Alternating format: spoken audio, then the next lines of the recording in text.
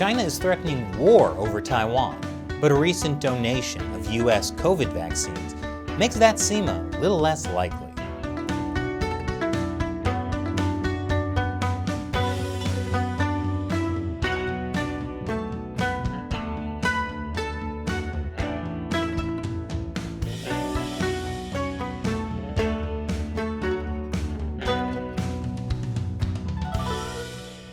Welcome to China Uncensored. I'm Chris Chappell. Well, it's something that doesn't happen every day. A bipartisan group of U.S. senators took a military aircraft to visit Taiwan. The three senators arrived on a U.S. Air Force C-17 freight plane. They came to Taiwan to announce a donation of 750,000 U.S.-made COVID vaccines. But the real message was delivered to China in the form of a U.S. military transport plane capable of transporting troops and cargo like artillery, battle tanks, and helicopters.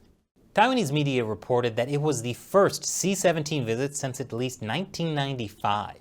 Meanwhile, my favorite Chinese state-run media, the Global Times, said it was the most serious provocation since U.S. President Joe Biden took office, which of course is just a fancy way of saying that it angered China.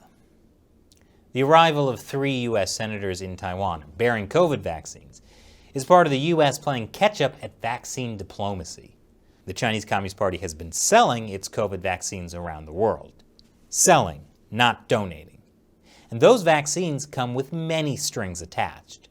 Those strings include being politically obedient to the Chinese regime, which is why, even though Taiwan is struggling with a COVID-19 surge, it's still refusing Chinese vaccines. And with good reason. China is trying to use COVID vaccines for political leverage in Taiwan. China cut off Taiwan's access to Germany's BioNTech shots. And when Japan donated 1.2 million vaccines to Taiwan, China said Japan was using the vaccines as a tool of political self-interest. The party loves to accuse others of doing what it does. I'd say it's a guilty conscience, but I don't think the Communist Party feels guilt. But the Biden administration is now making a push to donate COVID vaccines to the world. Donate, not sell, unlike China. And one U.S. official said U.S. vaccines don't come with strings attached. Senator Tammy Duckworth, one of the senators who visited Taiwan, said Taiwan is getting first dibs. It was critical to the United States that Taiwan be included in the first group to receive vaccines because we recognize your urgent need and we value this partnership. The Chinese Communist Party hates when the U.S. recognizes Taiwan like this.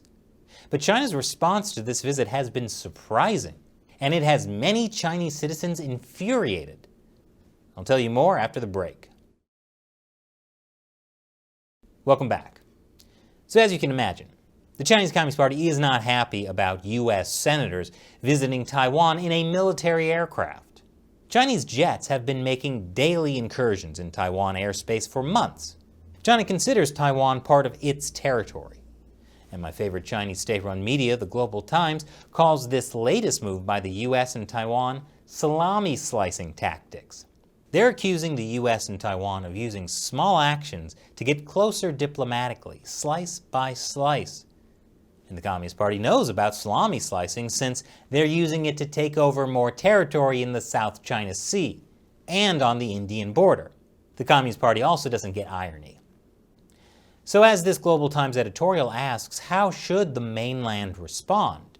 Turns out, by doing nothing. Nada. Zip. State media, including the official Xinhua news agency, didn't report on the trip, while the Chinese Foreign Ministry sidestepped a question about the plane. But later, Foreign Ministry spokesman Wang Wenbin broke out his inner wolf warrior with this incendiary rhetoric.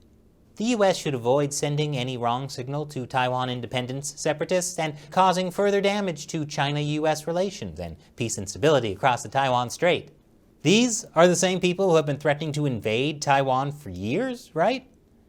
In 2005, China passed a law saying it had the right to use non-peaceful and other necessary means to prevent Taiwan from formally declaring independence.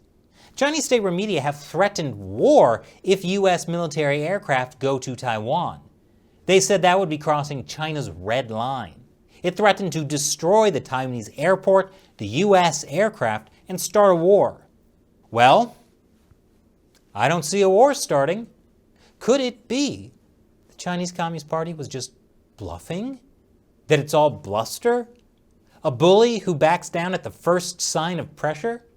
I'm shocked, as were many of China's nationalistic youth. Was all that talk of a red line in war just that? Talk? One popular Weibo comment, China's version of Twitter, said, "Our red line is no red line. If this is the case, how can foreigners treat Taiwan as part of China?" Another online commentator said, "This is a salami slicing move that is continuously pressing your red line. Maybe China's wolf warrior is just a sheep in wolf's clothing." And now it's time for me to answer a question from a member of the China Uncensored 50 Cent Army, fans who support us and our efforts to expose the truth about the Chinese Communist Party by contributing through the crowdfunding website Patreon. Banana Pancakes asks, so is Xi going to go Handmaid's Tale to solve China's population problem? This was in response to my recent episode about China's new three-child policy. After decades of the one-child policy, and then the brief two-child policy, the Communist Party is now allowing Chinese people to have 3 children. That's after it became clear all those forced abortions and sterilizations have caused a population crisis. Except, as I mentioned in that episode, Chinese people don't really want more kids. In fact, many want no kids. Intense workplace competition, inadequate childcare, and widespread job discrimination against pregnant women have made childbearing an unappealing prospect for many. So, will the Chinese Communist Party resort to Handmaid's Tale tactics? In the sense of how a small group of elite men suppress the population, forcing the lower class to work in dirty, dangerous conditions, it's already doing that. But will it start forcing women to have children? Well, considering under China's family planning policy, women had their menstrual cycles recorded on blackboards for all to see, I don't think the Communist Party has an ethical problem with getting right up in people's personal business. In fact, they don't see it as your personal business, they see it as the state's business. So I really wouldn't be surprised if one day the three-child policy goes from a recommendation to a requirement. In fact, I talked about how the party could start forcing people to have babies in this recent episode. Thanks for your question and your support, Banana Pancakes, and a big thank you to everyone who supports China Uncensored on Patreon. We could not do this show without you. So thank you for joining us in the fight to expose the Chinese Communist Party to the world. If you're interested in joining, head over to patreon.com/China Uncensored. You'll get a bunch of cool perks, including the chance to have me answer your questions on the show. Once again, I'm Chris Chappell. See you next time.